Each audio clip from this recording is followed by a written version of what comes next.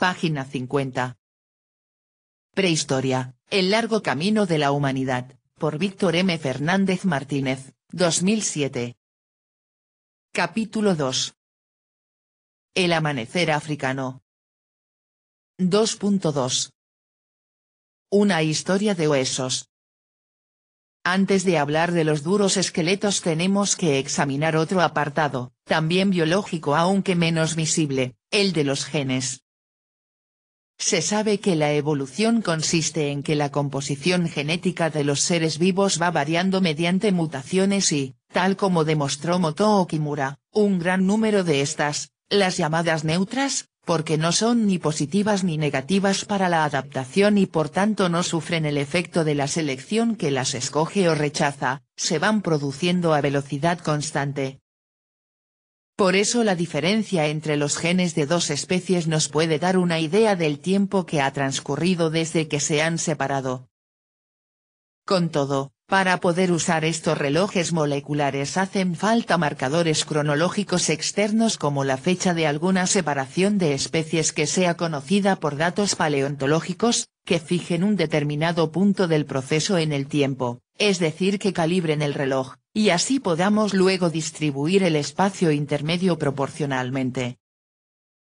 El primero de los estudios de este tipo con primates fue realizado por Vincent Charich y Ian Wilson en 1967, y consistió en una aproximación doblemente indirecta, comparar las proteínas sanguíneas. Todavía no se podía acceder directamente a las moléculas de ADN, de humanos y póngidos, chimpancé, gorila y orangután, a través de la aparición de anticuerpos de rechazo que provoca la inyección de proteínas de una de las especies en el cuerpo de otra, procesos inmunológicos. La mayor reacción, que consiste en una precipitación de albúmina, dentro de los primates se da lógicamente entre los humanos y los monos más distantes, los prosimios, lémur, tarsio, etc., siendo de un 35%. Como la aparición de estos ocurrió hace algo más de 60 millones de años, resulta un cambio aproximado de 0,6% por cada rama cada millón de años.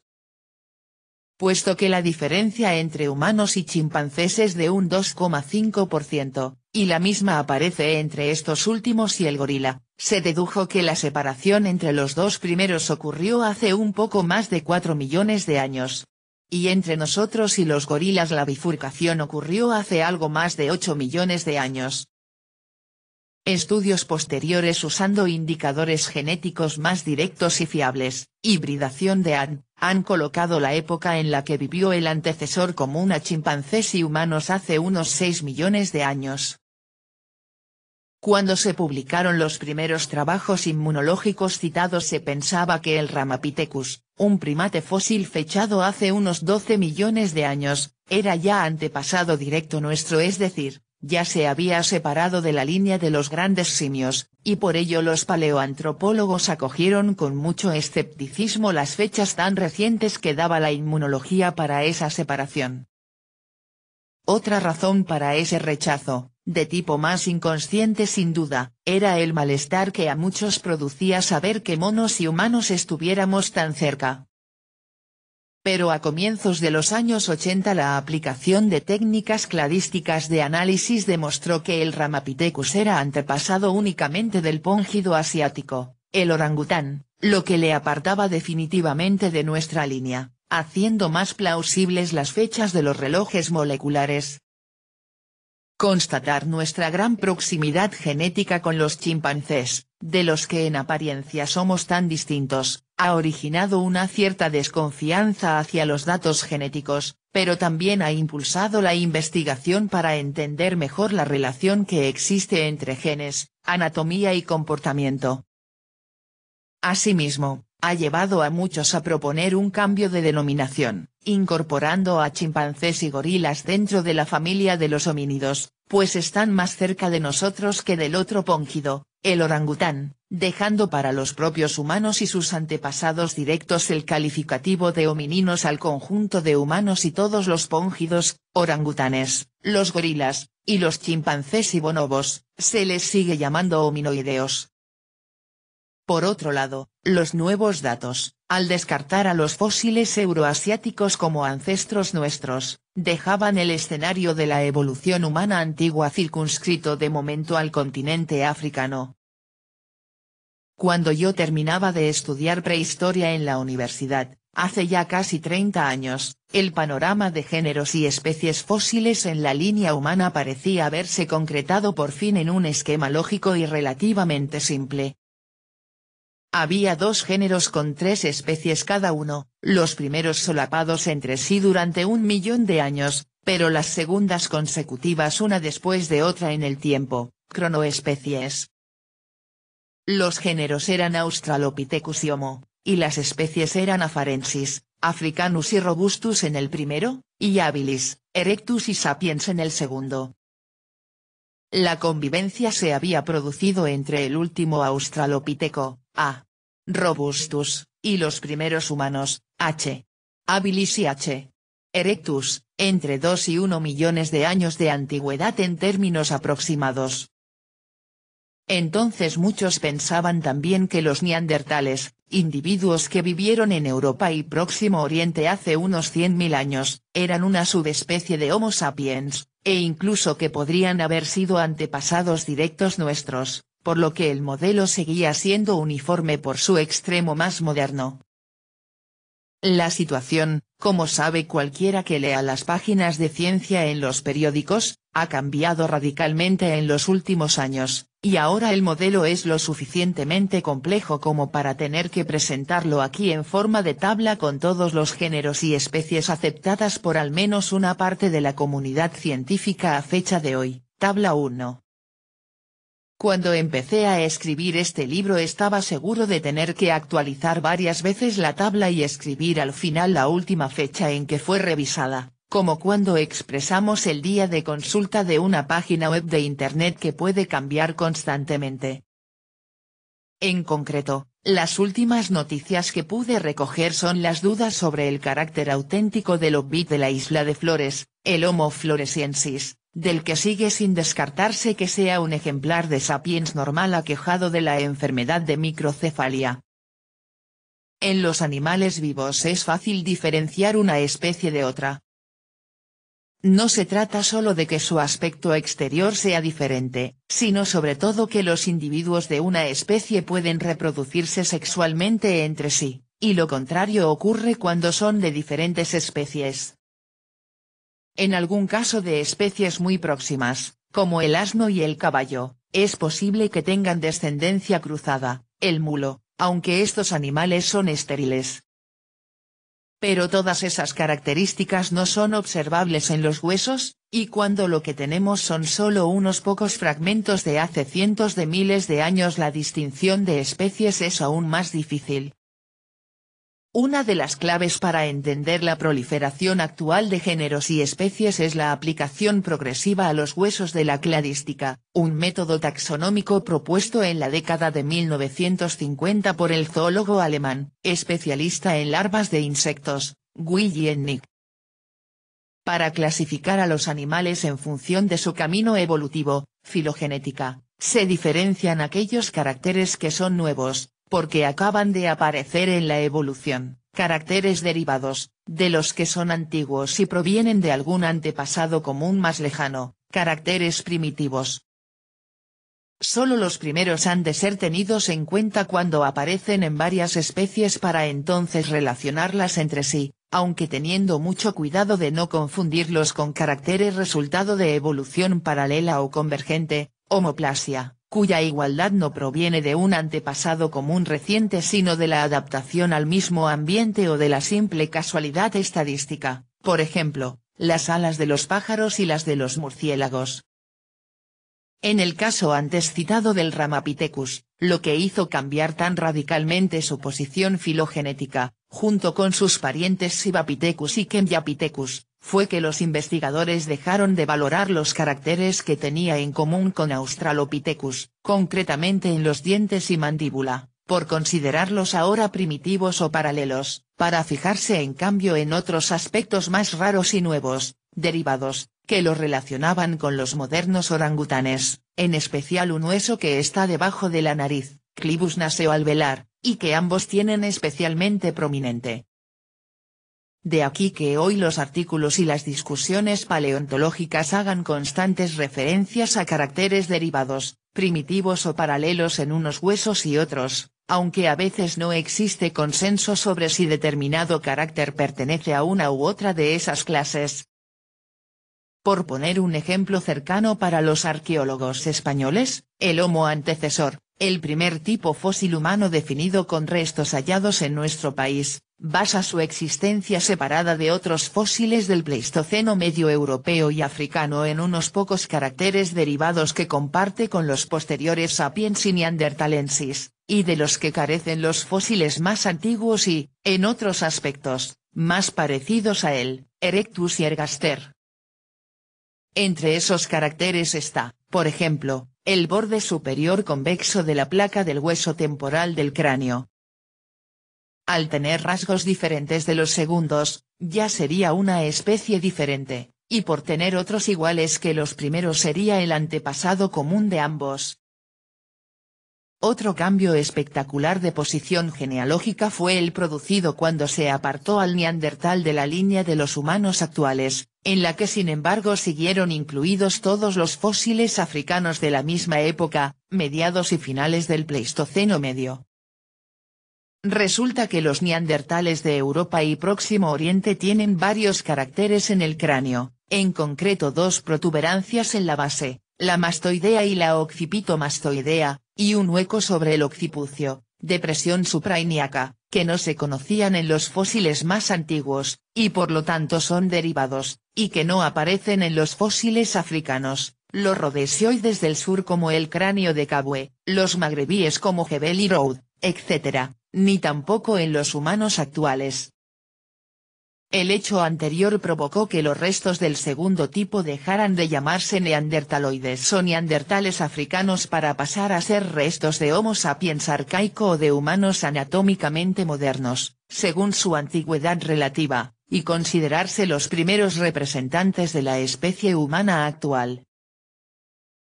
Lo anterior nos introduce en la difícil cuestión de los árboles genealógicos, es decir, ¿qué especies son antecesoras o sucesoras de cuáles otras en las distintas ramas evolutivas?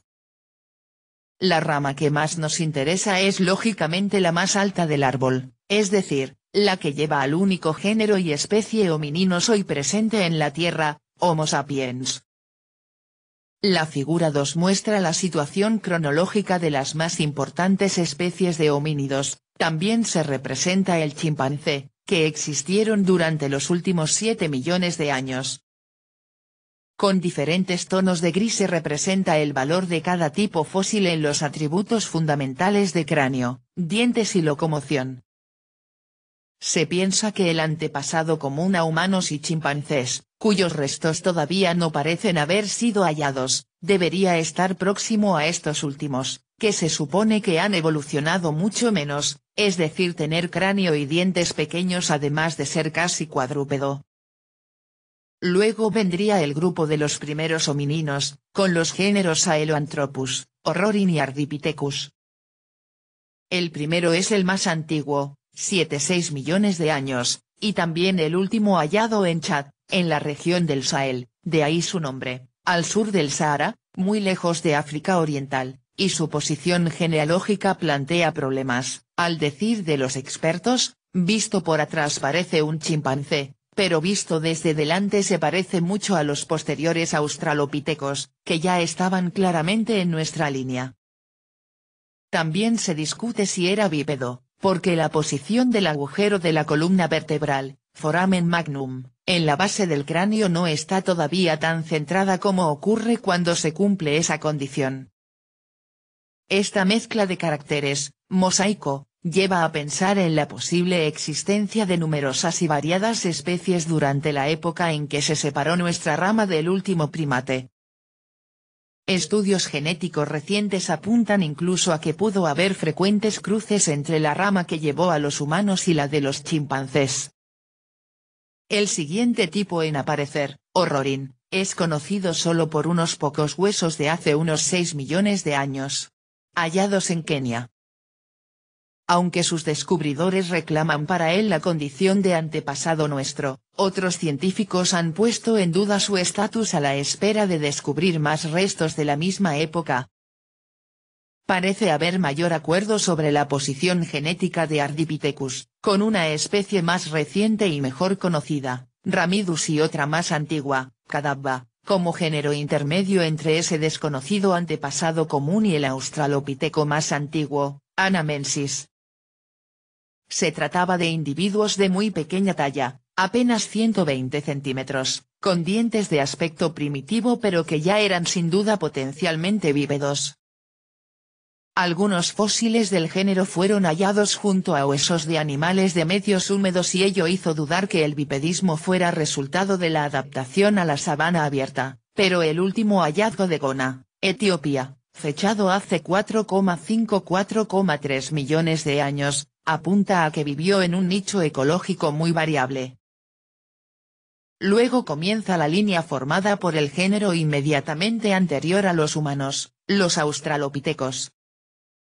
Sus especies presentan unos dientes más grandes, cráneo todavía pequeño y bipedalismo opcional, aún eran braquiadores y podían moverse en los árboles, y acabaron evolucionando en parte hacia una curiosa y exagerada especialización con dientes aún más grandes, los australopitecos robustos, finalmente extinguidos hace algo más de 1 millón de años.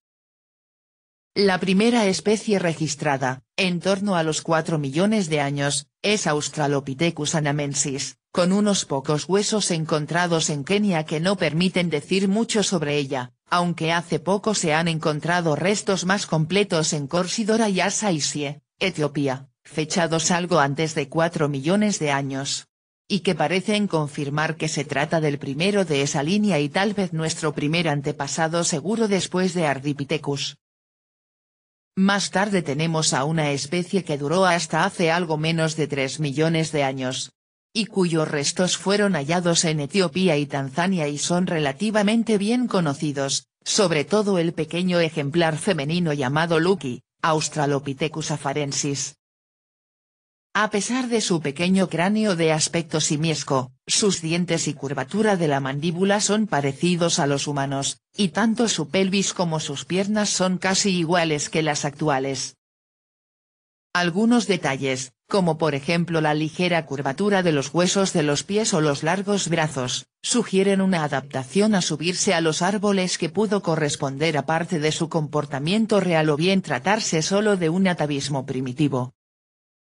Contemporáneos de Afarensis son el Kemyanthropus platyops, del que se hallaron en Kenia restos de un cráneo muy mal conservados que podrían constituir una variante sureña de la especie principal etíope aunque hayan sido clasificados como otro género, y el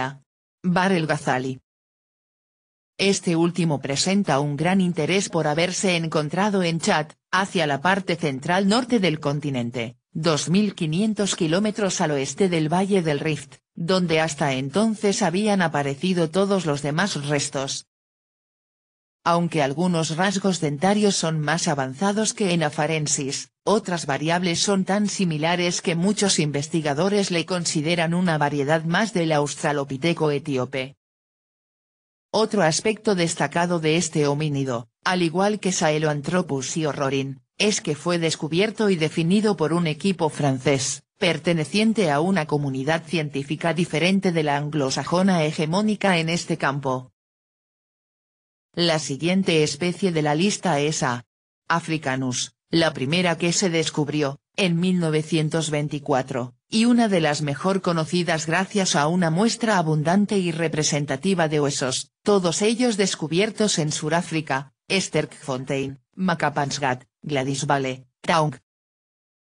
Las fechas aproximadas están entre 3 y 2 millones de años, aunque los restos del miembro 2 de Sterkfontein podrían tener 3,5–3,3 millones de años de antigüedad. Algunos autores son partidarios de unir esta especie con Afarensis, pero tanto la diferencia cronológica como la geográfica y sobre todo ciertos caracteres más humanos de Africanus, dientes y arcada mandibular menos arcaicos que en el anterior, mayor estatura y capacidad craneal, confirman la opinión de la mayoría que la ve como una especie claramente distinta. Un problema diferente es la posición filogenética de Africanus, es decir, su relación con especies anteriores como Afarensis, aunque pocos dudan de que descienda de este, y posteriores, los australopithecos robustos y los primeros humanos.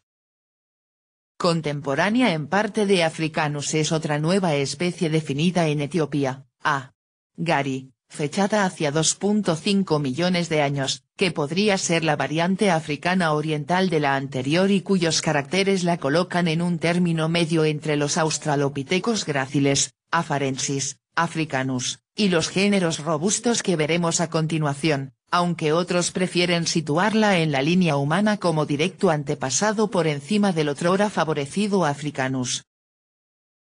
Los australopithecos robustos, que algunos prefieren clasificar como un género diferente, Paranthropus, se distinguen de los gráciles por un aparato masticatorio aún más grande, Louis Leakey y apodó cascanueces al primer cráneo descubierto de Boisei, y la presencia de una cresta sagital o protuberancia ósea alargada sobre el cráneo. Aunque también es materia muy discutida, parece probable que las tres especies conocidas estén relacionadas entre sí, derivando las dos más recientes, Robustus en Suráfrica y Boisei en África Oriental, entre 2 y 1 millones de años, de la más antigua, Aethiopicus en Etiopía, 2,6–2,3 millones de años, y esta última del anterior Afarensis, con el que guarda algunos paralelos en la dentición y cráneo trasero. La razón de la especialización masticatoria, molarización, pudo haber sido una adaptación a comer alimentos duros y toscos, tal vez raíces en un ambiente más árido. Para muchos lo más llamativo de los robustos es que fueron contemporáneos de las primeras especies humanas, planteando un intrigante escenario de varias especies relativamente parecidas viviendo cerca unas de otras durante cientos de miles de años, que no ha pasado desapercibido para algunos autores de novelas y películas de tipo fantástico. A la izquierda de la figura 2 están ya las especies de la línea humana, todas ellas con dientes pequeños, cráneos grandes y bipedalismo obligatorio. No por tratarse de nuestro género la situación es más clara que con los anteriores, ya que hasta ahora se han definido al menos unas 13 especies humanas con cierta aceptación: Habilis, Rudolfensis, Ergaster, Erectus, Georgicus, antecesor, Heidelbergensis, Rhodesiensis, Sapiens arcaico, Elmey, Neanderthalensis, Floresiensis y Sapiens. Las dos primeras son las más antiguas, 2,4–1,5 millones de años, y aunque algunos las consideran todavía australopitecinas, ciertos cambios importantes, mayor cerebro, cara menos prominente, dientes más pequeños, bipedalismo perfecto, aconsejan incluirlas ya en nuestro género, con independencia de que sus individuos fueran o no los únicos autores. Los australopithecos son también candidatos, de los artefactos de las primeras industrias líticas, que hacen acto de presencia en el registro arqueológico justo un poco antes, hacia 2,5 millones de años. La mayoría de los primeros humanos, hallados en Olduvai, Tanzania, los lagos Malawi, y Turkana, Kenia, y con más dudas también en Suráfrica, se clasifican en la especie Habilis, así llamada por habérsele atribuido la capacidad de realizar útiles, pero uno de los cráneos más conocidos de Turkana, el famoso KNMR 1470, que tiene una curiosa mezcla de caracteres primitivos, dientes mayores, y avanzados, mayor capacidad craneal, ha sido clasificado por algunos investigadores como una especie distinta, Rudolfensis, por el nombre colonial alemán del lago Turkana, Rodolfo. Antes de la desaparición de las dos especies anteriores, un nuevo tipo humano, Homo erectus, se registra en África Oriental, en las dos orillas del lago Turkana de Kenia y en Suráfrica. Su aparición ocurrió hace 1,8 millones de años, su presencia en el continente duró luego más de 1 millón de años, por ejemplo Olduvai en Tanzania, Melka Kunture en Etiopía, y sus restos se conocen en África septentrional hacia mediados del Pleistoceno medio, Tigenif en Argelia, Sidi Abderrahman y Tomás cerca de Casablanca en Marruecos. Desde su aparición, los rasgos morfológicos de Erectus eran más avanzados que en habilis, mayor capacidad craneal, estatura más grande, el esqueleto casi completo KNMWT 15.000 denario Katome en el lago Turkana Boy, medía unos 168 centímetros, a pesar de tener solo unos 12 años de edad, menor prognatismo con cara no tan sobresaliente y nariz más pronunciada no obstante, su cabeza todavía era baja y alargada, y las cejas, arco superciliar, eran muy prominentes.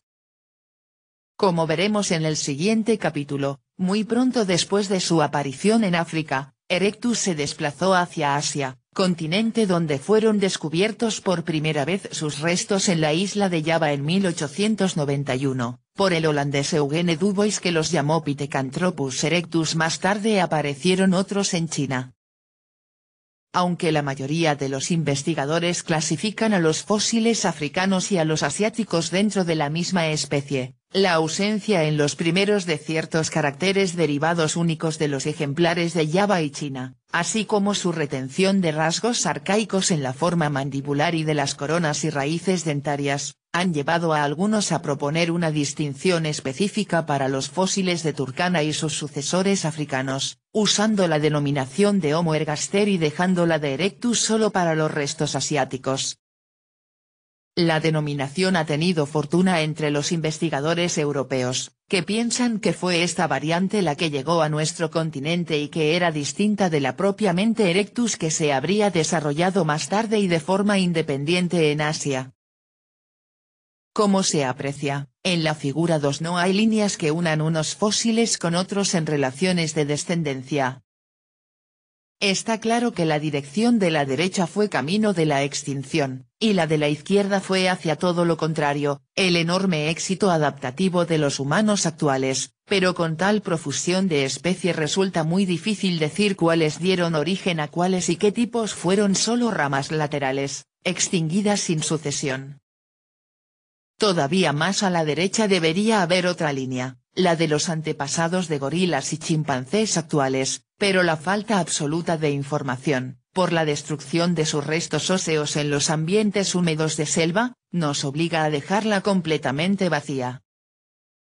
Para determinar las relaciones genéticas, la muestra con que contamos, apenas unos miles de huesos fragmentados para un espacio geográfico de miles de kilómetros y temporal de varios millones de años, es claramente insuficiente. Como ya vimos, las argumentaciones en este campo se hacen sobre todo sobre la base cladística de que son los caracteres derivados nuevos los que definen a una especie y sus descendientes, pero no todo el mundo está de acuerdo con esto. Algunos caracteres novedosos, como los grandes molares, el mayor cerebro o el propio bipedismo pudieron ser en realidad desarrollos convergentes, producidos a la vez en varias especies independientes que habitaron en un medio ambiente similar. En ese caso, que Sahelanthropus fuera o no bípedo, por ejemplo, sería indiferente para su posición como antepasado nuestro en el árbol, porque el bipedismo pudo surgir en varias líneas paralelas y no solo en la que finalmente desembocó en los humanos. Los partidarios de una evolución ordenada piensan que los caracteres humanos aparecieron solo una vez y luego ya fue todo como ir subiendo una escalera por la que fuimos progresando hasta hoy. Sin embargo, la realidad parece dar más la razón a los partidarios de una evolución desordenada o enredada, Bussy, en la que se produjeron una serie de radiaciones adaptativas para hacer frente a los cambios climáticos, apareciendo y desapareciendo los distintos caracteres una y otra vez a lo largo del tiempo. Los restos que nos han llegado hasta hoy, por lo tanto, serían una mínima muestra entresacada de algo más parecido a un lienzo de arte abstracto que a un templo griego, y de aquí que las discusiones paleoantropológicas no solo parezcan inacabables, sino que lo deban ser intrínsecamente. Por la mayor abundancia de sus hallazgos, con todo, hay tipos que probablemente constituyeron poblaciones más amplias extendidas a lo largo de regiones mayores, y así es probable que los primeros animales separados de la línea póngida pertenecieran al género Ardipithecus, o fueran parecidos a él, y que el último estadio antes de que apareciera la cultura y se pueda hablar ya de humanidad, estuviera ocupado por individuos similares a Afarensis o Africanus. Algo que resultaba hace poco imposible de aceptar y hoy se va imponiendo cada vez más, es la probabilidad real de que coexistieran durante cientos de miles de años varias especies humanas, ocupando nichos no muy lejanos unos de otros. El reciente hallazgo del hombre enano de Flores en esa isla indonesia, que vivió allí aislado hasta hace solo 18.000 años y que, si creemos en las leyendas locales, pudo haber sido conocido por los modernos habitantes de la región, ha sido toda una llamada de atención en ese sentido. Página 60.